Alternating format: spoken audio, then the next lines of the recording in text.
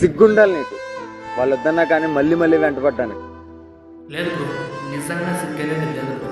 ఎందుకో చెప్పమంటావా, మన స్ఫూర్తిగా ప్రేమించినాం, చచ్చేంత వరకు తనతోనే అనుకున్నాం, చచ్చేంత వరకు తనతోనే అనుకున్నాం. ఎందుకుంటుంది బ్రో సిగ్గు? ఇంకోటి చెప్పమంటావా, తను మనల్ని ఎన్ని తిట్టినా ఎన్ని అవమానించినా కూడా తనతోనే మాట్లాడతా, తన మాట ట్రై చేస్తూ ఉంటాం. ఎందుకంటే తను మనకి ఇప్పుడు దక్కకపోయినా రేపు ఒక నెల, ఒక 10 రోజులకైనా తను మనకు దక్కుతారని ఒక చిన్న ఆశతో తిరిగి మెసేజ్ చేయడం కానీ, తనతో మాట్లాడడం కానీ ట్రై చేస్తుంటాం. తను ఎన్ని తిట్టినా ఎన్ని అవమానించినా కూడా మనకు దక్కుతుందని ఒక చిన్న ఆశతో సిగ్గు లేకపోకుండా మెసేజ్ చేస్తాం, మాట్లాడే ట్రై చేస్తాం. అందుకే బ్రో సిగ్గు అనేది ఉండదు.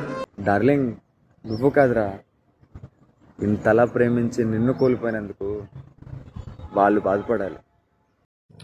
వాళ్ళు ఎందుకు బాధపడతారు బ్రో? ఒక కొత్త అబ్బాయి దొరికింటాడు కదా మనల్ని వదిలేసిన తర్వాత, వాంతో పడక సుఖంలో ఎంజాయ్ చేస్తుంటారు బ్రో.